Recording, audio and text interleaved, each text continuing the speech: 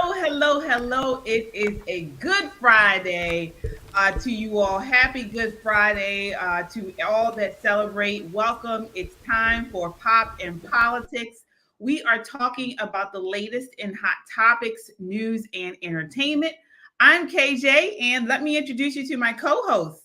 All right, tonight we have Crystal Jenkins, Shelly E., and you see a new face tonight. Tonight joining us is Giovanni Patterson of Peace, People for the Ethical People for elected accountability and civic engagement. Accountability, right? Elected But accountability. I'm no stranger here. Come on, I know, but I wanted to give you your flowers. So we are coming on here for a special show tonight, late night show, popping on here. We had to, guys. There is so much to talk about with the bridge collapse. Mayor Brandon Scott was on Joy Reid this week, and then we have to get into The View and the way they treated Coleman Hughes. We are going to break it all down. We are ready. We are riled up. We had to push it back late to 10 o'clock because this is going to be for parental advisory. Parental advisory tonight. We are riled up behind It's Good Friday, so you got to be good. Right, that's true. But no, he's in the tomb. Jesus is fighting right now. Okay, if you want, he is in the tomb, going off right now. Right. Yep, absolutely. So, before we get into it all, join the conversation by leaving a comment on YouTube or Twitter. We will check the comments periodically throughout the show. And don't just comment, subscribe. If you miss us on YouTube, you can also watch us on Rumble, or you can listen to us on Apple Podcasts or Spotify under the name Pop and Politics. Guys, we are an independent media, and if you want to support what we do, we certainly appreciate your donations and super chats. Definitely appreciate all of that. It goes a long way in helping us produce conservative content. Any amount, as I mentioned, is appreciated. Guys, this is not just a podcast. This is a movement of God-fearing, truth-seeking, America-loving people that understand we're living in urgent times, and there's a target on our backs because we choose freedom. But we have to stand. We continue to stand and push back against this reproach on freedom. So, guys, we want to stand together and amplify our voices to call for this rallying call for freedom. So, your subscriptions, your comments, your likes all go towards that. So, thank you so much. All right, everybody, let's set it off. I am so riled up. I'm actually hot, and I'm usually cold. I am hot.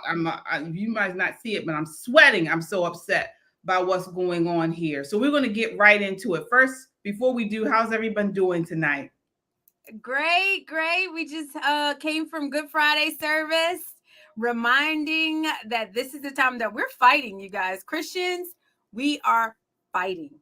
We're at war. Absolutely. Yeah. All right. So I'm going to get right into it. We're starting off tonight with the talking about the issue of the Francis Scott Key Bridge collapse here in Baltimore. For those of you who may not be familiar with us, we are right here in Baltimore City, Baltimore, Maryland. We're very familiar with the Francis Scott Key Bridge. And we want to talk about the mayor this week. He was on the readout with Joy Reid. This was Wednesday, I believe. Slammed Baltimore Mayor Brandon Scott on Wednesday, slammed people accusing him of pushing diversity, equity, and inclusion (DEI) initiatives, claiming they use such terms as a dog whistle for more harmful speech. His comments came while speaking with MSNBC's Joy Reid about social media backlash over his response to the collapse of the Francis Scott Key Bridge. All right. So I want to get right into this. I do want to acknowledge we have a super chatter already. Hi. Thank you, Trucker. Yeah. Thank you so much. We certainly appreciate it. He says, love you gals. Thank you so much. All right. So I want to get into this. I want to play the clip first of the conversation, and then I want to get you guys' response on this. So let's see here. Here we are. This is Joy Reid explaining what has transpired regarding Mayor Brandon Scott doing the media tour due to the bridge collapse. Idiotic and racist theories had to do with their newest net: diversity, equity, and inclusion, DEI. A Republican congressional candidate in Florida tweeted that DEI did this. And a right-wing blue check account that's been boosted by Elon Musk in the past just blew straight past the dog whistling, tweeting to its 276,000 followers, quote, Baltimore's DEI mayor commenting on the collapsed Francis Scott Key Bridge, it's going to get so much worse. Prepare accordingly. The post included a clip of Baltimore's Black mayor, Brandon Scott. I cannot believe I have to say this. Oh, you can't believe it? Oh, 70% clutch your pearls. In a city that is 61% Black. So by right-wing logic, a diversity hire would have been a white man. It never works like that. You know it doesn't work like that. Young Black men in particular have been the boogeyman for those who are racist and think that only straight. This is why he looks like a DEI mayor right now. I mean, you in there from hoodie on. Well, go ahead. What were you saying? Yeah, I mean, this is why he looks like the DEI mayor right here, is because he has this hoodie on. You know, his hair's not done. Nappy head. Yeah, and this is the issue. I mean, and my big thing with this is that they couldn't, the bridge couldn't fall fast enough to create a moment of divisiveness, right? This event is a time for the country to come together. It's almost like a 9/11 event where we should be, united we stand, right? I mean, the symbolism of this bridge falling in the manner that it did should not have been an opportunity to create more division, right? And particularly as an elected official, you should be standing for free speech and understand people are going to say what they want to say, regardless of if you agree with it or not. And as an elected official, you represent everybody, all your constituents, right? You got constituents in Baltimore saying he's a DEI mayor, but you also got, constituents, kind of questioning, what's going on with the bridge. And, as a representative of people, elected representative, you represent those that voted for you and didn't vote for you, right? And he could not wait to create this, make this a divisive moment. I want to continue with what he said, because this is important, and this is the what kind of went viral. Here he is. Just a couple more seconds. They brought us to this country, and we've been the boogeyman from them since the first day they brought us to this country. And what they mean by DEI, in my opinion, is duly elected incumbent. We know what they want to say, but they don't have the courage to say the N-word. And the fact that I don't believe in their untruthful and wrong ideology, and I am very proud of my heritage and who I am and where I come from, scares them, because me being in my position means that their way of thinking, their way of life of being comfortable and suffering, and while everyone else suffers, is going to be at risk, and they should be afraid, because that's my purpose in life. Okay. All right. Look, you know how Rottweilers, they slobber a lot, right? Because they're dogs. And that's why the only reason he hears the dog whistle is because he's a bitch. Dogs hear whistles. That's what he hears. And that's why he was slobbering. He couldn't wait to get on there with Joy Reid and spew this foolishness. Okay. Nobody, whoever the congressman that said that was, I don't even know why he said that. But nevertheless, Brandon Scott couldn't run fast enough on all fours to get to Joy Reid and make this into an issue about slavery and his heritage. He's a dog. He's the bitch. That's why. That's why he heard the whistle. This is foolishness. The people in Baltimore, yes, he was voted in with a minority of the people who happened to be the majority of the vote that voted for him in that three-way race. this is foolishness. Baltimore is still not safe. He can spew all of this stuff, and he's still not doing anything for Baltimore. He needs to comb his nappy head, get off camera, brush his teeth, wash his face, and look like a mayor. With this DEI heritage, it doesn't look good. It's not doing any good. I want to get your thoughts dog whistle on this. is a dog whistle now. Just say a dog whistle. That's the dog whistle now. Like, that's all they got to say. This is a dog whistle. And then, you know, he hears it because he's the bitch. Yeah, I want to get you in on this, Crystal. What are your thoughts on this? He's equating DEI. He's saying they're just using, this is what their way of calling him the N-word. Yeah, and honestly, like, I think Black folks, like, you guys got some nerve to be talking about this. Like, I saw something on the Black Conservative Federation page today, and they posted, hey, conservatives, we need to stop insulting, and how the word DEI hire is becoming very insulting and offensive. And I typically do not respond to those types of things, but this time I did. I said, you guys call white folks everything in the book, from nepotism, like if they get a good job because of their, family or their connections. You guys call them privileged. You call them all kinds of things. And the minute that they get something that they can concretely say is affecting them. I mean, like, to be hired because of diversity, equity, inclusion, and not because the fact that you're qualified is affecting them. And the minute that they start calling it out, you guys somehow are getting offended. And I just think that we cannot deny the fact that that Black people have been given tremendous opportunity, because I do think and I do believe that this country is not a racist country, and if they hear a cry of the people, meaning like Black people are crying and saying it's unfair, I do believe that they're going to try their best to rectify the wrong. Now, the problem is that once they do that, you have to perform, and Black folks have not held up their end of the bargain of the DEI gig or the DEI agreement, and that's the most important part of this conversation. What about but DEI, didn't they come up with that term? That's what I was Isn't being called a DEI hire or a DEI mayor, shouldn't that be a badge of honor?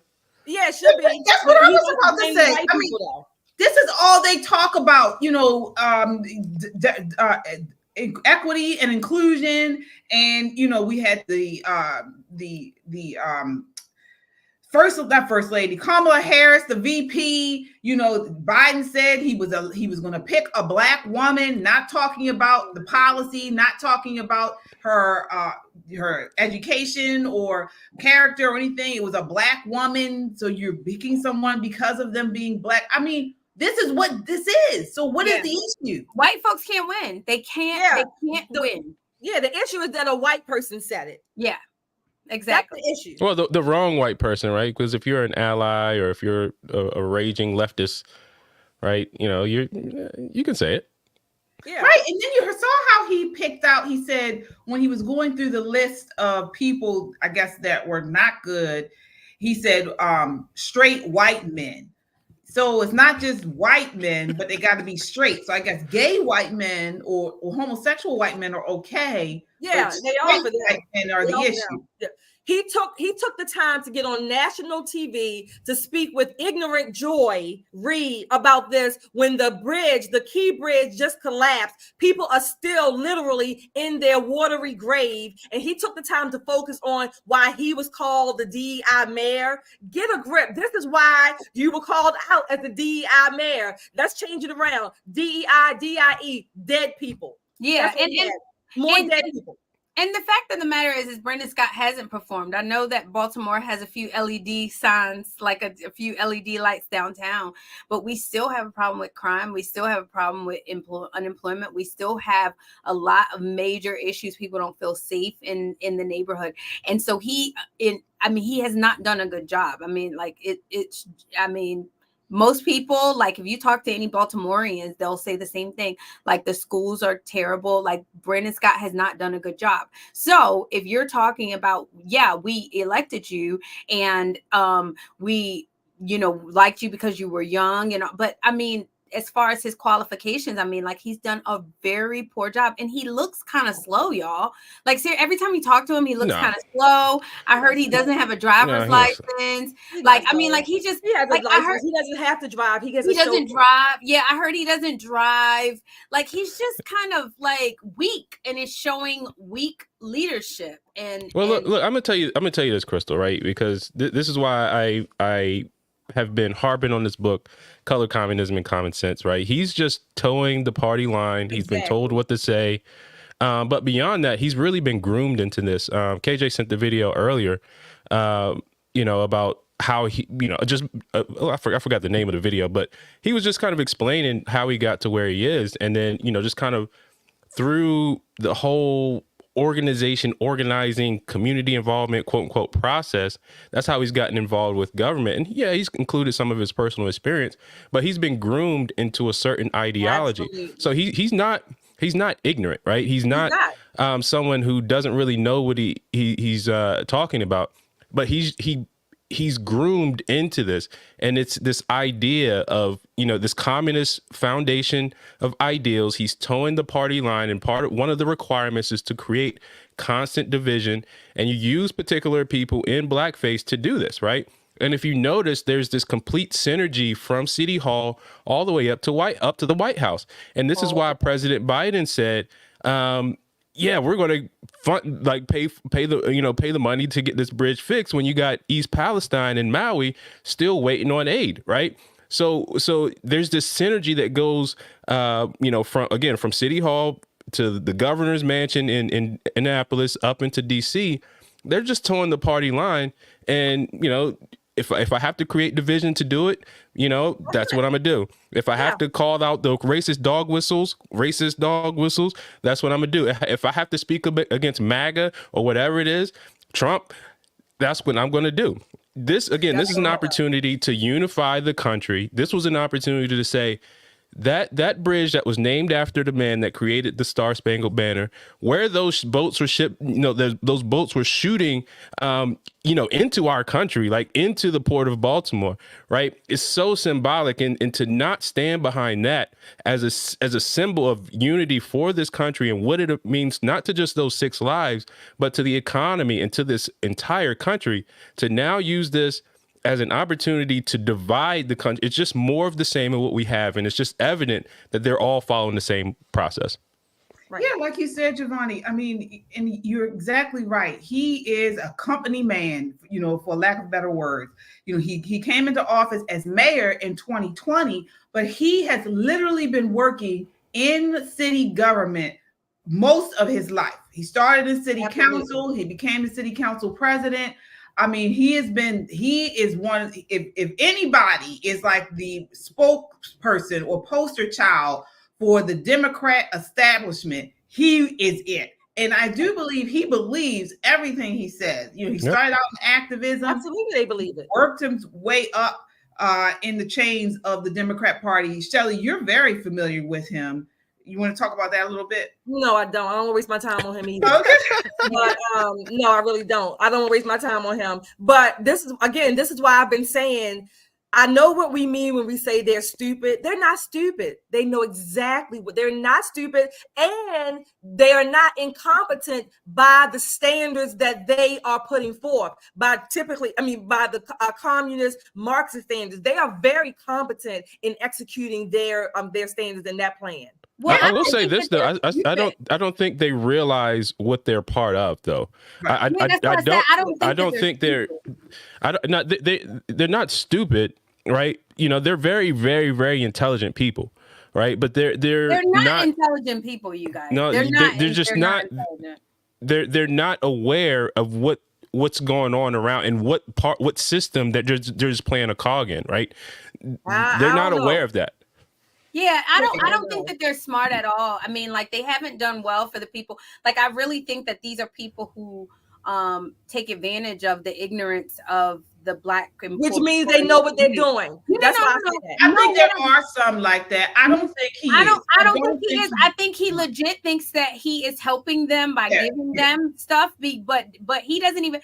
And I mean, I talk to a lot of Black leaders, and they feel like this. Like, the more I give Black people, that they'll succeed. Now, mind you, the formula has never worked in any community, not just Black people. You cannot give somebody out of poverty. You cannot give them out of poverty. You have to educate them. And the fact that he is not focused on that, you guys, I am sorry. Like, I look at him and all I could think is lead. Like, he looks slow, y'all. Something is seriously wrong with him. No, I'm gonna go out on a limb and say he's not slow. I've seen. I mean, I've seen him a couple of times. I used to see him on the flag football field. I started playing, and I don't see him anymore. I used to see him more than I wanted. And like you said, yeah, we know. He is definitely not slow. I remember meeting him, and I remember we were doing a cleanup, right? Like, we were doing a Baltimore City cleanup, and he had started like cleaning up the streets. And I looked at somebody and I was like, well, what is he doing? And they were like, oh, he always cleans up with everybody. I said, he is slow if he thinks that his job is to clean up. His job is not to clean up. His job is to motivate the others. No, like, he's a leader. Like, he's a leader, you guys. He's a leader. Part of the community. That is what, that's not his job, so to speak. Yes, that is his job. No, he's part of the community as a mayor, as a city councilman, he's taking the front lines basically and showing the people what a leader. That's what they are. That's part of his plan, if you will, not his plan. But it doesn't work. I'm not saying it works, but that's what they believe. That's what I'm saying. That's why I said that's not the evidence of. Shelly, you have worked it. Shelly, you have worked in management roles in your lifetime. Your job as a manager is to get other people to execute. Yeah. And that's what I'm saying. Like, if he thinks that his job is to somehow be in the phrase and be like, then you got like they elected the wrong person. He's doing that for the photo op and for exactly. he's not for the politics. Yeah, he's not slow. He's definitely not slow. He really isn't. I'd say he's a lot of things, but slow is not one of them. He's not. Yeah. Like, I think he's just a cog. He's a cog on the machine, and I do believe that there are establishment Democrats that are doing these things. Recruiting people like him, using communities and things for power. But I think there are still a subsection of them that actually believe that what they're doing, what they believe in, their ideology is best for this country. And they just gonna. And it don't work. Yeah, right. It doesn't work. It don't work. Oh. Yeah. Well, I do want to put a plug in for the actual workers, the working class, the blue collar workers. There's nothing wrong with helping to clean up your streets. Mayor, president, governor, there's nothing wrong. I want to put a plug in for those people who do it every day, and I thank them for it. Yeah, I commend Brandon Scott for that stuff. Like, I do too. He's out in the community. He's a worker. He's a worker. He does it. There's nobody's above picking up trash in your neighborhood. Yeah. That's it. You guys, y'all, come on. Like, I'm not saying that you should not clean up your streets. However, one can chase 1,000 and two can put 10,000 to flight. Like, if you don't understand your role as a mayor to motivate the masses and to move the masses, then you don't need to be the mayor. That has nothing to do with me thinking that he's too good to pick up the streets. But if he is motivating the masses, if he can talk to 100 people and get them to clean up the streets, that's his role, not for him and 4 other people to be cleaning up the streets. That's stupid. Why would we pay him to do that? I think he probably was doing. In his mind, he believes that would be a motivator, and he's stupid if he thinks that. All right. Well, moving right Don't along. try to convince Crystal. Just leave her alone. No. Yeah, I mean, I can see it both ways, but moving right along, we do need to, again, I want to thank you guys for joining us. This is a special edition of Pop and Politics on a Friday night. Happy Good Friday to all those who celebrate. Certainly appreciate you guys hanging in with us, enjoying the conversation. We appreciate your comments, all of the super chatters. Certainly appreciate that. That does help us to continue to put out content, create new content, and push the conservative platform. So we're moving right along to, again, this whole idea of this race hustling. And this is exactly what it is. these people, these pundits, these people on the left, they race hustle. They use the idea of race, of slavery, of living in the past to get mostly Black people to vote for them, either fear them into voting for them or use emotional ties within the slave movement, within past racism and past things that went on in America to push them to vote. And here we have it again with The View this week. So Sonny Hostin on The View, they hosted Coleman Hughes. Coleman Hughes is an author. He has a book out that he just wrote. I believe, does anyone know the name of that book? I don't have it handy. Oh gosh, it just lost the talk. I'll find it. Okay, yeah. He wrote he wrote a book. He's not a conservative. The End of Race Politics. We'll say again, Shelley. The End of Race Politics. Okay, The End of Race Politics, and he was on The View this week, and they treated him awfully. I'm trying to find that. He took it. Yeah, I thought. Yeah, I felt like he took it better than I would have took it. Oh yeah. I would have been complacent. Y'all remember when she was on there? Yeah. She said, "Is this blackface, Joy Reid?"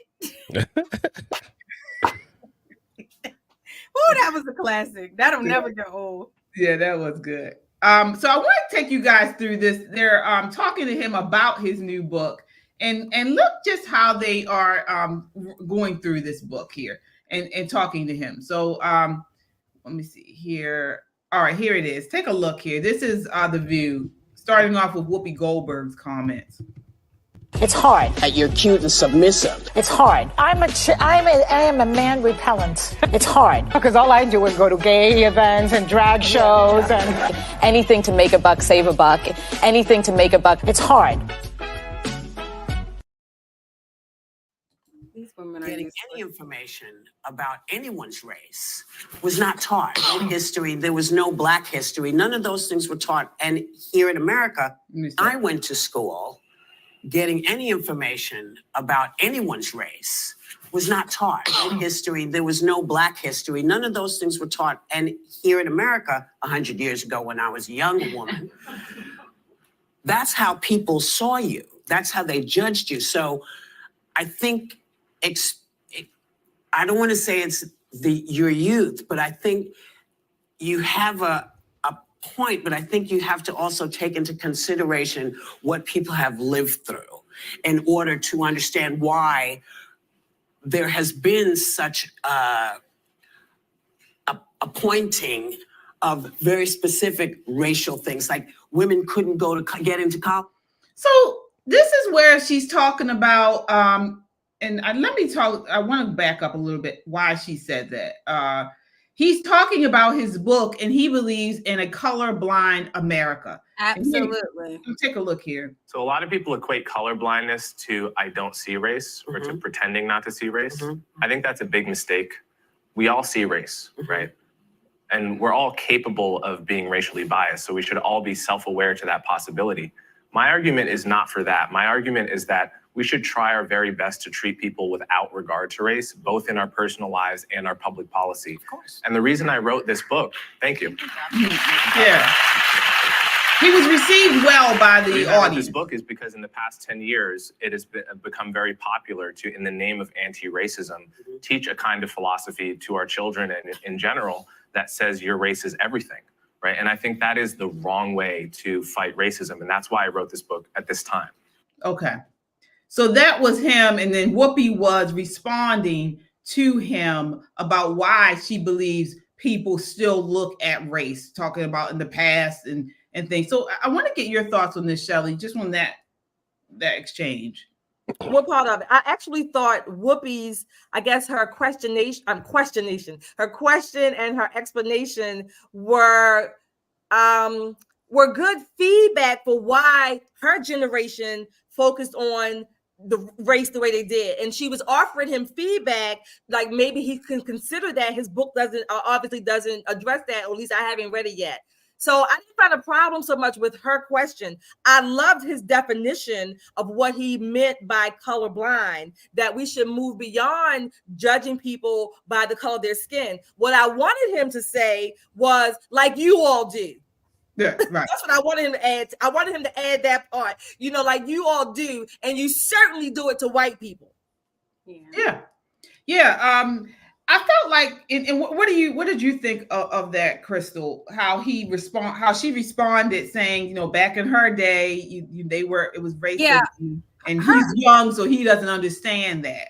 Her demographic is just a bunch of liars. I mean, like there's been no other successful Black demographic than the African-American baby boomer female. Like they have been more successful than probably anybody. Maybe the millennials are coming up. Their children are becoming more successful, but they literally started the trajectory of success. Like Whoopi Goldberg have reached a level of success that they just lie. I mean, like they are literally lying. She is telling me that she's trying to convince this dude that he doesn't understand because she lived through racism. Mind you, every single man that this woman dated didn't look like Giovanni, okay? Every single man. She was cuffed up with white male after white male, and they try to convince you that they had to live in this racial post-segregationist society that was just so demonizing to them. And the facts of the matter, the math ain't mathing, Whoopi. The math ain't mathing. You're rich, you're successful, so are probably everybody in her genealogy that will be. She has literally changed the course of her family's life forever, and she's trying to convince this young man that he just doesn't understand. And he should have called BS on her real quick. Yeah, I want to get before I get you in on this, Giovanni, I want to go to this next portion here. So this is the nasty Sunny Hostin. She needs to be fired. She should be removed from The View because of this exchange. Take a look here. Okay, let me see. But when you say that socioeconomics picks out people in a better way than race, when you do look at the socioeconomics, you see the huge disparity between white households and Black households. You see the huge disparity between white households and Hispanic households. So your argument, and I've read your book twice because I wanted to give it a chance, your argument that race has no place in that equation is really fundamentally flawed, in my opinion. Fundamentally flawed. One is whether each racial group is socioeconomically the same. That I agree with you. They're not. They're not. And the stats show that. But that's not the end of it. She's so smug and condescending. In a way that actually targets poverty the best. Great. And what Martin Luther King wrote in his book, Why We Can't Wait, is he called it, we need a Bill of Rights for the Disadvantaged. And he said, yes, we should address racial inequality. Yes, we should address the legacy of slavery. But the way to do that is on the basis of class. And that will disproportionately target Blacks and Hispanics because they're disproportionately poor. But it will be doing so in a way that also helps the white poor, in a way that addresses poverty as the thing to be addressed. That part is true, but as you are a student of Dr. King, I'm not only a student of Dr. King, I know his daughter, Bernice. She loves the name. Oh, wow. Whoa, wow. So this makes her the person to talk to about Martin Luther King because she knows Martin Luther King's daughter. And Martin Luther King's daughter knows him very, very well. How old was she when he died? Again, this is why I recommend reading Color, Communism, and Common Sense, right? Because unless we do it the way that includes this Black culture, this Black divisiveness, Black and brown, we got to address the race aspect of it. It doesn't work, right? I think it's like chapter 8 in Color, Communism, Common Sense. But she said all that to say nothing and to look at the facts, right? She didn't talk about the number one driver that really determines class success, which is family. And if we look at which community has the most broken families, that will correlate to why that same group of people aren't experiencing economic success, right? And if we look at things like, the economics and what the driving factors of that, the number one thing will be to fix the family unit, right? Go back to a moral foundation, right? Because if you look at the people that are well off, what do they have in common? If you go to the schools right now and say which schools are performing the best versus which schools are performing the worst, it's generally the ones that have the highest parental involvement. So instead of talking about those things, right, we always have to make it about, okay, we have to address the black people. And that's where she's, again, these people are towing the line of the communist movement, right? Because it always has to be about race. And this is the only thing black people now in America are being used for, because we're trendsetters, right? Black people, I strongly believe black people are trendsetters. And now we are being used to push this communist message, right, of divisiveness, and that the only way we can be taken care of if the state mandates it, versus using our own ingenuity that we have within our own community that was destroyed by a lot of this communist ideas, and get that back and say, hey, we got it. We had our own bus routes. We had our own doctors and lawyers and school systems. We had all of that until this idea saying, hey, the white man has to give it to the black man. Let's make it happen, right? They're just towing the line. It's sad, and the condescension that she has, the nasty smugness that she goes about with this guy is really, it's uncalled for. It really is. And Sonny, Bernice was 5 when her father died, so I'm sure she knows him really, really well. Oh, she's got a really good understanding of Martin Luther King. She was 5, boo. She was 5. She a hustler like you. If she's sitting up here telling you, "Oh, I remember when my dad used to just speak and tell me," she was 5. Yeah, and this is it. I don't know. I'm not gonna minimize Bernice's. I know she didn't have a relationship, but just like all of us, we didn't know Dr. King personally either. We read about him, we learned about. So I'm saying his daughter's relationship in that way, I'm not going to minimize that one way or the other. No, but I she's will trying say, to use that as I did pull out my book, Why We Can't Wait, the one they were talking about. And I went to the chapter, and it's actually on page 170 and 171, which centered around that discussion about Martin Luther King talking about the disadvantage, the Bill of Rights for the disadvantaged. Actually, when I read it, I think you could take it both ways. He's talking about a bill for the disadvantaged people. He talks about how white people were disadvantaged as well as black. Then he talks about if we tackle poverty, he does talk about tackling poverty would really help everybody. So I think you could take it both ways. And there have been, I would say, critiques on the book where you could take it both ways. So I'm not saying that Sonny is right or wrong. Yes, she's condescending. And I'm not saying that Coleman is lying. I'm saying that between these 2 pages, at least, and the rest of the chapter, one could argue for one or the other in the way that Martin Luther King maybe worded it or set out his premise. So let me say this. So let me say this, Shelley. Like, I know his daughter as a like, oh, I know his daughter and his daughter knows him. But that's how she used it. So I'm not discounting Bernice. She's trying to discount him. Exactly. Right. So I get that. Yes, that's what she does. It's like she doesn't, like she can't use her relationship with the daughter as a closeness to Dr. King. Like, right. She likes the name drop. That's what she does. Yes. Yeah, but my thing is, right, like we live in America where we have freedom of speech, and that's the freedom to express your ideas as well. And what's happening is, right, especially on The View, right, they're just shutting down the ideas unless they are of a certain framework, right? And to your point, Shelley, about it can be interpreted one way or the other, right? That's part of the ongoing civil discourse, right? Exactly. That's part of us becoming a more perfect union, but that part has to be destroyed, right? That's why there's the attack on free speech. That's why there's censorship. That's why there's these other things in place now, is because instead of working towards making that more perfect union. Okay, there was this great idea. How do we build upon that? What are the positives of it? What are the negatives of it? It's like, well, I was a friend with, I was friends with his daughter, and I know exactly what he meant by that. And you're not going to tell me like that. She told me she told her. That's arrogant, right? And then I'm gonna go back. I'm gonna go back to Whoopi though. Right, I think I want to go back to Whoopi too, because she was saying that he's ignorant because of his youth, right?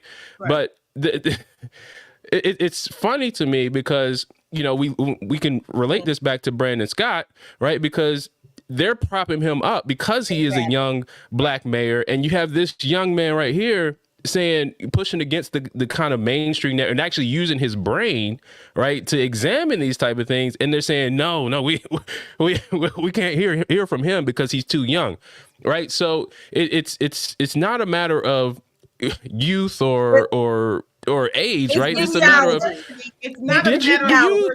do you toe the line, right? It's ideology. It's if I agree with your ideology or not. Because she even went further to say, Sonny did, because you are conservative or Republican. Well, we're gonna get to that. That's the next part here. Take a look here. All right. Now she really gets nasty because prior to this, he provides some factual information. She doesn't know how to respond to that, so she responds this way. So your argument for color blindness, I think, is something that the right has co-opted.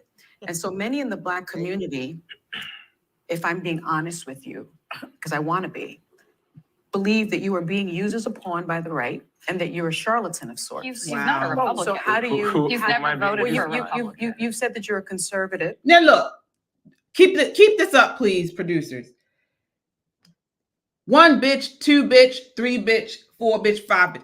These nasty women, you see, she's upset. Whoopi sees that this is wrong. She turned her head and she's like, all right, you went too far. She's upset. She's uncomfortable. She's uncomfortable. Joy actually says something. She says a little bit, and Alyssa, which is surprising, says something like he's not even a Republican. Right. He's not a Republican.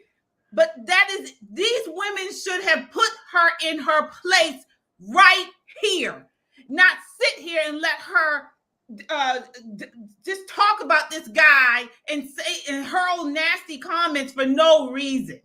And that's not even the issue, whether he's Republican or not, which again, it's about the ideology with them. Right. And I'm going to go on. Take a look here.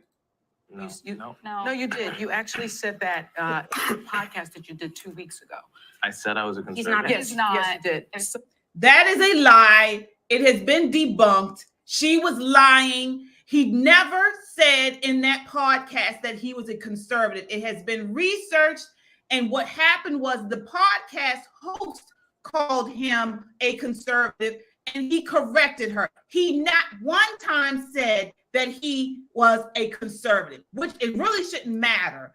But they do this to throw out kind of like say, oh, you're an Uncle Tom and whatever you're saying shouldn't be, is irrelevant. That's what they're doing. But I want to go on, then I want to get you guys to respond here. But my question to you is, how do you respond to those critics? Okay, let's give it. I think it's very important. The quote that you just pointed out about doing something special for the Negro. That's from the book Why We Can't Wait that I just mentioned. Yes. A couple paragraphs later, he lays out exactly what that something special was. Yes. And it was the Bill of Rights for the Disadvantaged, a broad class-based policy. But he also says you must include race. No, he didn't. He says it's yes, he does. Okay, well, everyone should go read the book Why We Can't Wait. Let's not get sidetracked by that. Yeah. I don't think I've been co-opted by anyone. I've only voted twice, both for Democrats. Mm-hmm. Although I'm an independent, I would vote for a Republican, mm-hmm. probably a non-Trump Republican if they were compelling. Mm-hmm. I don't think there's any evidence I've been co-opted by anyone, and I think that's I'm done with him. Ad hominem tactic people use to not address really the important conversations we're having. So, he responded to her in a very dignified way. She needs to be removed from the show. She needs to be removed from the show. Very nasty. I mean, this is what they want. Person. Why? Yeah, this is what they want. Well, who would remove her, right? Who would remove her, right? And who would the they producers, right? Joy Reid? Who would kick her out, right? And she's free And speech. She's with saying her opinion. Yeah, she called the man a fraud. She discounted him just because they disagree. A charlatan is a fraud, like a snake charmer. Here's the thing about what I've learned. Listen, here's the thing. Like, everything doesn't deserve a response, right?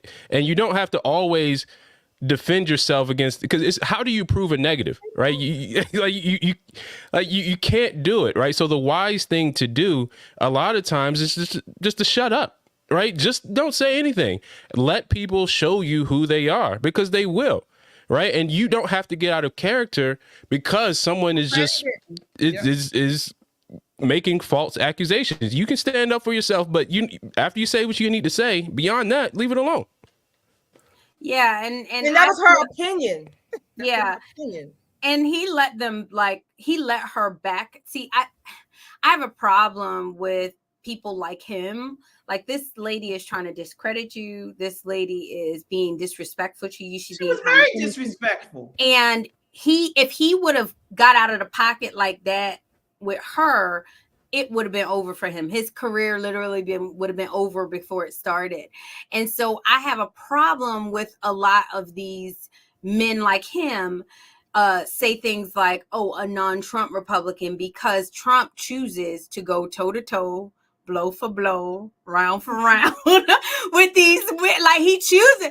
He's not gonna let you call him those kinds of things and just rise above it. And I feel like that more men need to start coming out. You're not gonna talk to me like that, bro. I don't back. First of all, you're in my face. That's what he should have said. He said, give me 5 feet is what he should have said. And he should have said, what you're not going to do is sit here and try to discredit me when I've worked hard for this reputation. What book have you written that doesn't involve racism? He should have really been disrespectful, because she was being so disrespectful to him. Look, man, that's a woman's way to look at it, and I respect it. But look, after I say what I need to say, there's no more need for me to address it. You can keep showing me who you are. That's fine. But I don't need to address it. I don't need to play your game. We talk about this with any other movement. I don't have to live in your world. I said what I need to say. You said what you need to say to me. I say what I need to say back, and that's the end of it. There's one thing to go back and forth with someone. There's another to address someone's disrespect. Absolutely. And this is one area here where I do agree with Trump. He would have checked her, so bad. He could have done that. And checked her. She needed to be addressed. Not only did she, it's one thing to disagree with someone, but like you said, she discredited him. It was disrespectful. She called him names, and she straight lied about him saying he was a conservative. How did she discredit him? Because we can see she was condescending. Hold on. Look. Like I said, definition of a charlatan. Like I said, when someone shows you, read the book twice. Let me say, when someone shows you who they are, just leave them right there, right? But he addressed it, and what happened afterwards, right? More people have looked this up. More people have gone and debunked it. More people have done more of their own research as a result of this, right? So his job is done, whether you agree with him, like him, or whatever. He said, look, I've done the research. I've done my job. And then he moved the conversation forward. That was it. He was very gracious. He was very gracious. He was very gracious until he said, "I'd probably vote for a non-Trump Republican." But I mean, that's where you get offended. That's where you get offended. That was my least issue. I don't think she should be fired for that. She's nasty. She's condescending. I don't think she should be fired. She gave her opinion, and whether or not he agreed with it, we agree with it, or even our co-host, why should she be fired for that? She's just nasty. She's just nasty. She should be fired because the way that she spoke to him was disrespectful. She lied. She lied. She needs to come back and do a correction. He never said he was a conservative. She lied about it, and she was actually okay. I don't take it for Sonny, but could it be that instead of her lying, maybe she made a mistake and misunderstood the whoever the podcast was that called him a conservative? No, she definitely lied, but it's not the first time that she lied. This is what mainstream media does, KJ. Right. So, it's now it's widely acceptable. So I don't expect that she'll be fired, because there have been plenty of other things that she has done worse than that. Exactly. She shouldn't be fired for that. I know she won't be fired, but they fired other people for worse. For less. They fired other people for less. Look what they did to Megyn Kelly. They fired her for she wouldn't kiss the ring. Right. Exactly. Megan had a whole different ideology. Number one, she was on ABC. The same. She was on thing. NBC. Yes, he was on These NBC. people, they. This is what I'm talking about. There is a standard or a set of rules for the left and a set of rules for the right. You got it. I well, think that's because of the right. because she conducted the interview in a very trashy way. It was unprofessional, and she lied. She stone cold lied, and when he told her she was incorrect, she then continued with it. I mean, look, she's just following her leadership, right? I mean, look at Biden. Look at how many times Biden lied, how many times KJP lied, how many times. Look, I mean, we cannot. They should not be allowed to do it. It needs to be addressed. Look, I hear what you're saying, but it's not. Who's going to address it? If we're not in charge, then who's going to address it? But that's what, honestly, KJ, that's why they have their side is not going to address it. They're in charge, is what I'm saying. That's why they have platforms like us. That's why, like, we are to the point where we just like unfortunately, the conservative folks didn't invest enough in mainstream media to get this ship. I mean, but this ship has sailed. I mean, like, they lie on conservatives so bad. That's why I make it my duty, in every single time. I'm like, that's a lie. That's a lie. And I mean, that's all we can do at this point. Or sue. You can sue. Yeah. He could take action based on, if there is some type of liability to it, and that's where maybe Sonny could there be some corrective action taken. Right. But right now, she showed you who she is. She hasn't been any different, right? Exactly. It's the same attitude, Sonny, that you've seen before that you've come to know and love. A long time ago. Same lies that the whole channel spews, right? So it's, I mean, I know, but it doesn't make it right. But I do need to acknowledge, we do have some super chatters here. Thank you so much. I want to acknowledge them. Let's see here. We have Alala. Okay. When he told to stop the ad hominem attacks, I was really impressed with that remark. He was basically telling her to stop attacking him and stick to the topic. I'm not sure if people picked up on this, but he shut her down. He did. He did shut her down. And like I said, I thought he was very gracious. I don't personally believe, I don't personally agree with everything he said as far as I don't agree with everything he said. The racism and things, but I mean, I can look at this from a objective stance and see right and wrong. I mean, I certainly can do that. But here we have Peanut the Great says, "Don't forget Sonny ancestors owned slaves." Woo! Yes, they did. Yes, they did. There's some reparations, sis. Right. Laps SWAT 1 said, "The WF Lib is a supporter of libs. Do you or have you ever talked or debated any? We need to set boundaries." The white female lib, I guess, is a supporter of libs. Oh, okay. I don't know. Okay. Okay.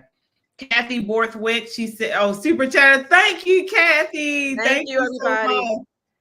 All right. Yeah. These women on The View, they never miss an opportunity to just go lower. And it's just like, sometimes I just want somebody to really read them. I mean, really give it to them. Well, they won't have us on. They won't invite Trump. They won't have us on. So Donald Trump Jr., when he was on there, he did a really good job too. Like, I did see that. He did. I'm surprised they had him on. All right. So moving right along, again, thank you guys so much for joining us tonight, hanging out with us for the conversation. I certainly appreciate all of our super chatters. Thank you so much. We're going to move right along on this type of line of questioning. Well, actually, we're changing gears a little bit to immigration.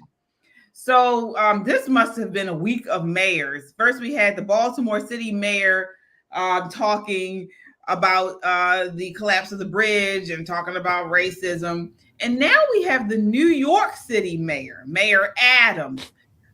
He was on the Breakfast Club, I believe it was yesterday. And it was something. It was a really spirited discussion.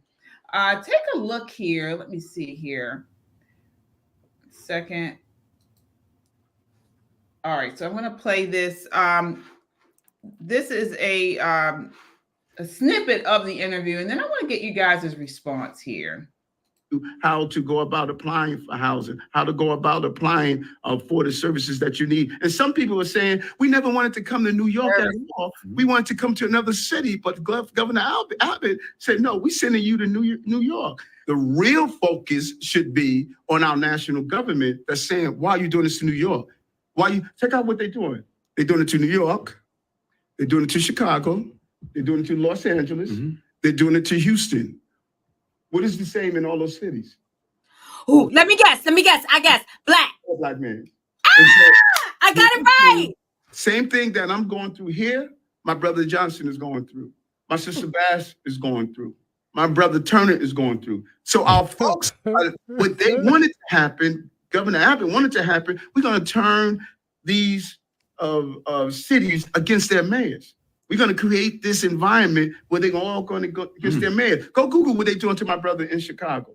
Man, he trying to get back into good graces. So the cities have now turned against these black mayors that are making real change for the first time. And they're using this to say, okay, these black mayors are not competent. They can't run their cities. I want to get to the beginning. You mean they can't run their sanctuary cities? That's oh my God, this is a bunch of crock. They can't run their sanctuary. About to migrant asylum seekers that we need to. Oh, guess what? I want people don't realize. Number one, I don't have the legal authority to stop the buses from coming in. That's against law. I don't have the authority to allow them to work, which they want to do. That's against the law. I don't have the authority to say, I'm not going to house you and give you 3 meals a day. It's against the law for me to do it. I don't have the authority to deport someone that commits a crime here in this city and turn them over to ICE. That's against the law. So what we had to do was figure out, how do we house people? So some people say, well, Eric, you're giving them more than what you're giving us. Go to the HERC centers where they are, the shelters. Their restrooms are outside. Their showers are outside. They're sleeping on cots. They get 3 basic meals a day. And when I go visit them, they say, we don't want any of this from you. All we want to do is have the right to work so we can provide for ourselves. Oh, boy. These migrants won't be. All right. So that was the NYC mayor on the Breakfast Club. The Breakfast Club is a radio show in New York City, very popular in urban community. And he's saying his hands are tied. He can't do anything about these migrants. Then he blames Governor Abbott from Texas. He says there's some agenda to make these black mayors look bad, and that's why they're doing this. So, what are your thoughts? I'll start with you, Shelley. Yeah. He doesn't have the authority because he's taking federal money that comes with a whole lot of stipulations of what you can and cannot do with the money. So it's basically one hand is greasing the other. He's lying and trying to blame it on white people. That's basically what he's doing. He's basically saying all you white governors, DeSantis, Abbott, I don't know, I forget the governor in Arizona, all of you are making us black men look bad. And what did he say? Making the city, right? He basically, you're incompetent. You are getting your hands and your ass greased from the federal dollars, which is still taxpayer money. That's why you can't do anything. And all the black people in these districts are up in arms, basically. And you're basically telling them, go ahead out my way. I don't have any money for you. You know, get your whatever you've been getting, your food stamps, let your houses run down and the crime tear up your neighborhood. But otherwise, I'm going to take care of these illegals. I'm going to feed them, give them their 3 hots on the cot with your taxpayer money, and you just got to take it. That's it. What are your thoughts here, Crystal? Y'all, this is the funniest thing. It is. Like, I'm really trying to sympathize with him, but like, he is blaming Governor Greg Abbott for shipping him to black cities. No, sweetie, he's sending them to sanctuary cities that y'all said that y'all wanted. Y'all said that everybody's welcome here. No one's an immigrant. No one's illegal. Like, that's what y'all said. What would you want Governor Greg Abbott to do. Like, what would he do? And so now they're having to eat their words. And I guess he got chastised by his party. So now his song and dance is a little different. Oh, you guys shouldn't envy your money that I'm spending on the immigrants, because they are sleeping on cots. Yeah, they are. Look, you shouldn't envy them because their bathrooms are outside. Like, Negro, where you think they should be? Like, yes. First of all, we want their bathrooms and we want their cots back in their home. Like, we don't want it here at all. You're not making us feel better. And then he's just trying to blame government. Oh God, this is just, it's hilarious. I've never seen somebody have to eat their words this deliciously. JP, what are your thoughts here? Well, man, he's using the Tiffany Henyard approach right now. Just like, well, I'm black, I'm a successful black mayor. Like, but look, you get what you vote for, right? And you get you have to suffer the consequences of the policies that you support, as well. And it's another attempt to, one, not only make about race, but you're trying to get back into good graces, because we already know the FBI was after some people on his staff, and it kind of got too close to home, I think. And now he's trying to, I think, play that race card and create some level of unity amongst the other sanctuary cities to say, yeah, this is how we're supporting Biden, and this is how the right and the Republicans are after us. Just another, this is just in time for election. And, I always, bring things back to Baltimore, right? Because, you're not hearing these arguments in Baltimore. And, you see how quickly Biden said that we're going to get this money for the bridge. It's because, right, not because they're not illegals being shipped here, it's because they're just not talking about it, right? I've been sitting in these depositions with the schools, and every principal, and I've shared this with you guys, every principal at the high school has said, despite Baltimore's population shrinking, we've seen an influx in Spanish-speaking learners coming from out the country, right? So we're getting migrants here too. It's just that I think Mayor Adams now is on a campaign to get back in the good graces, of the powers that be. Election season's coming up for some of these towns, and they're trying to get back in the good graces. Yeah. Well, one thing you said that was true is you have to pay attention. Everything I said was true. Well, yeah. I'll say the pick out that I agree with. I agree with everything that you said, but one thing I would like to highlight, the part you said about it depends on who you vote for. Now, Mayor Adams was not lying about his hands being tied. They are tied because the city council in New York City under de Blasio signed into law that he cannot do anything. It is the law that he cannot do anything about these migrants. They signed into law by former Mayor de Blasio to prevent the city from cooperating with ICE. And so what it says here, the New York Post talked about it, says what's troubling the most perhaps is that NYPD's hands are tied and they are prohibited by city council laws of 2014 from cooperating with immigration and customs enforcement. Another thing he was not lying about, if he said they can't detain these people. So when these migrants break the law, they can't send them out. Sometimes they just let them go, and then by the time ICE tries to figure out what's going on, they're already back into the community, to the next city, town, state, whatever. So this is what's going on. I mean, and it's the citizens of New York City's fault because they voted for this city council who voted in this city to become a sanctuary city. So, and again, the Adams is the same party as Biden. Right. They are also getting federal monies to house, feed, clothe these illegal immigrants, illegal aliens.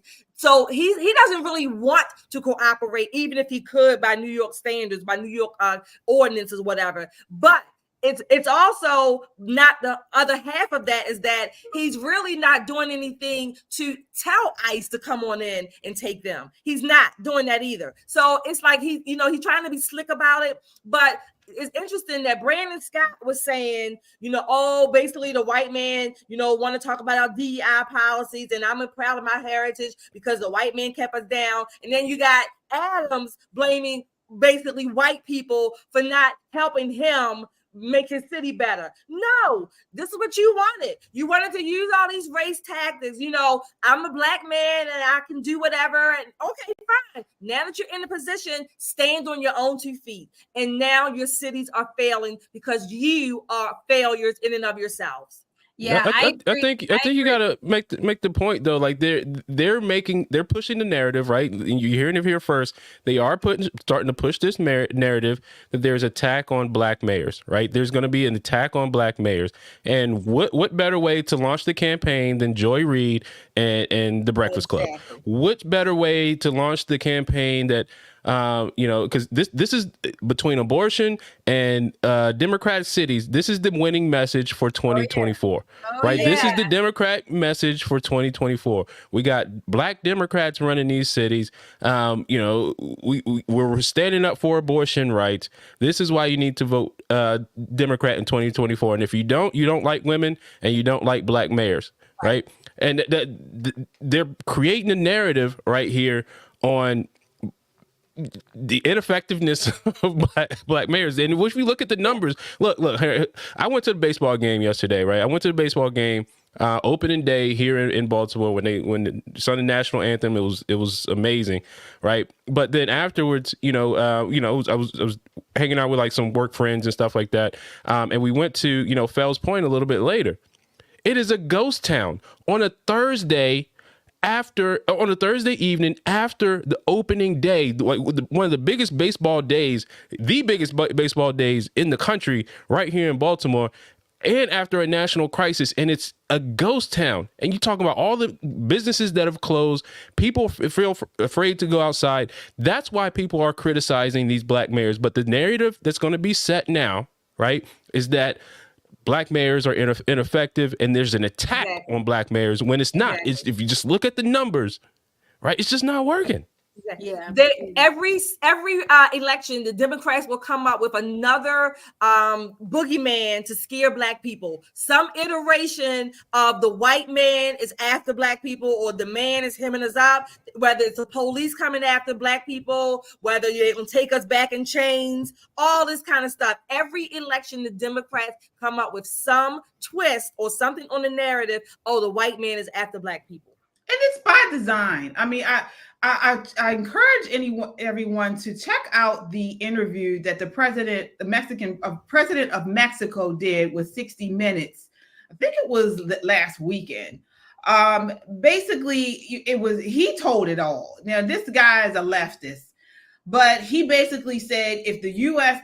does not want the flow of migrants, he put out a list of things they need to do in order to for him to stop the flow of migrants. And it was crazy stuff. He said he wants the U.S. to lift sanctions on Venezuela, legalize millions of Mexicans living in the U.S., end the Cuba trade embargo, and send $20 billion a year to Latin American countries. This is extortion. This is what you call extortion. Look how gangster these countries are getting with us, y'all. Like, this is Mexico.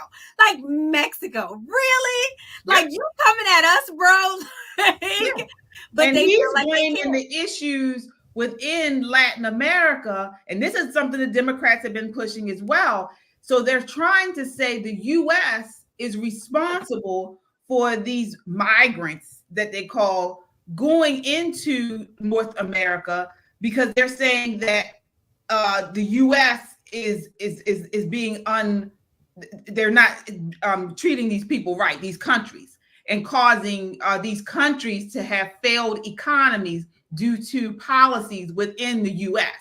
So this is what they're saying. And so what happens is, this is why they're saying these migrants are coming up. That's not it at all. And I challenge you guys, Google something called the Global Compact for Migration. It's something the Biden administration signed. Joe Biden signed it when he first entered office. This thing is awful. Basically, he has agreed to allow, I think it's like 10 to 12 million undocumented immigrants to become citizens within the U.S.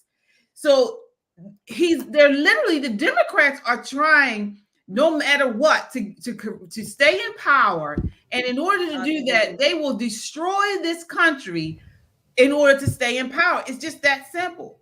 And people just have to wisen up and realize this is what's going on. We will not have a country if Biden gets another 4 years. Yeah, we're done. We're done for you guys. I mean, like it's just so bad. You remember they were talking about all those conspiracy theories about Trump, like, oh, if Trump you guys have not seen the worst of it if Biden gets elected. Like, no, he's emboldening like these other leaders, because these other leaders, like I watched the interview with the Mexican president, and he was laughing. Like he was laughing. He was basically like, yeah, you're not going to do this. Oh, you can try to build a wall. I told Trump that there's tunnels. So you could try and do, like, they're talking to us. Like, you remember back in the day, we used to be like, he's sunning us. They are sunning us. Yeah. But you know what? But the crazy thing about it is the Biden administration and the Democrats try to act as if they are against these policies. But they're right along with them. 3 months ago, the Secretary of State Blinken had a meeting with the president of Mexico. January 20th legislation from the Biden. And again, this is what I was talking about, that pact. It was a U.S. Citizenship Act of 2021 to create a pathway of citizenship for 10 to 12 million undocumented immigrants. They are trying to push through this legislation. Now, they couldn't get it through because of Congress. But if we lose both houses of Congress, if we lose the presidency in this next election, we are done. Yeah. We are done. You might have to get out the cities for a while, but I understand the whole idea, like we're done, but there's a lot of Americans out there, right? And I think we all have to be careful of getting caught up in our echo chambers, even us, and especially living in the areas that we do. I mean, living along the 95 corridor. I mean, we're in Baltimore, and then, just being in this particular area, in these cities, right? And with mainstream media being what it is, you are presented with a particular narrative. But when you go outside, one thing I tell people always, just go outside and talk to people. Go outside and talk to people, life in real right? time. Because like there are certain things, that will not stand, right? If we're trying to force this on people, move to the middle of the country and we're gonna fight our way back out. But JP, I have to push back on you, because right now there are multiple states within the country that you can vote as an illegal immigrant now in local elections. So what they're trying to do is they're pushing it in the municipalities, and then eventually they're going to push it on the federal level, where these illegals will vote in federal elections. That will have massive repercussions, not just within the cities, but on the country in the whole. That's what they're trying to do. That's why they're invading. The Democrats are pushing this invasion into our southern borders, because they're trying to get these people to vote. Well, I mean, yeah, because generally black men are waking up, they say, and we are seeing more black people, particularly voting conservative, and a lot of Hispanic Americans are voting Republican and voting conservative. There has to be a replacement, right? So, I mean, this is the goal, is to replace. But look. Truth always prevails, right? And that's one thing, particularly, now that we need to remember is Good Friday, and, Jesus rose, and that's why we celebrate Easter, right? Like truth always prevails, right? So I understand that, we get concerned, and it's important for us to point it out, be aware and prepare, right? But at the same time, if we keep fighting for truth and keep just the lie can't win. right? The deception can't win. Like that's all it is. And we got to take solace in knowing, that exists, right? The truth will always stand. Yeah. Yeah. Well, we will end on that note of positivity. And again, it's podcasts like this, communities like we're forming, with communities like that we are forming with this podcast, with you guys, your comments, your super chatters, your donations. It helps to, as I mentioned in the beginning of the show, to amplify our rallying call for freedom. So we certainly appreciate each and every one of you guys. Thanks for waiting up with us tonight. Final thoughts, ladies, before we go on this Good Friday. Ladies and gentlemen, I'll start with you, JP. No, man, I don't know. You put me on the spot. But Jesus loves you. Okay. No, I think it's important, right, that faith has to be brought back into this, and what better time than celebrate than Easter, but not only in Easter, and let's remember this, because we've lost our way, because we've lost faith, and just putting it out there. I think Baltimore is the city to save America, but I also think Baltimore is the communist city the first communist city of America. But I think if we change it around here, that we will be an example for the country. But hey, Jesus died for my sins and to save us all. That's all I'm saying. Crystal, final thoughts. Oh my God, Baltimore to save America. I would love for that to be true. Like, Baltimore is such a special place. It really is truly a special place. I guess I just say happy Easter, everyone. This is my favorite holiday. I'm so glad that Christ rose so he could redeem and save the world. And whatever you believe that is dead in your life, I just encourage you to contemplate on those types of things and believe that God can raise it again. So that's my final thought. All right. Shelley, final thoughts. So I guess on an Easter note, I would say all is not lost. If you can apply that politically, faith-wise, but again, all is not lost. So in saying that, I'm going to end with what I have been saying, regularly, I guess, this year. Strap up, stand up, show up, and speak up. All right. Excellent. Yeah, I'm going to follow suit as you all have. Wishing everyone a happy Good Friday, happy Resurrection Sunday. And I just want all of us to take part. We all have a role to play, whether it's within the body of Christ, within this political system. Ephesians 4:9 says every one of us has a calling and role to play. As a body, we need one another. We all have a key role to play as followers of the Christ Jesus. So, with that, play the role, tell someone about Christ, tell someone about the Bible, about God, and also talk to people about your politics. We're being shut up, we're being shut down, we're being shamed to be conservatives, and that is not the way. So if you can talk to someone about your conservatism, about your politics, that's great, and let them know. Just say the facts. Let them know what's going on, because we're going to need each and every one of us to change this election and get Biden out. Your prayers, your thoughts. You're talking with neighbors, family members. Tell somebody. That's all I have tonight. Thank you so much for watching and hanging out with us. Until next time, count your blessings and live a life of purpose. Good night. Bye, Good night.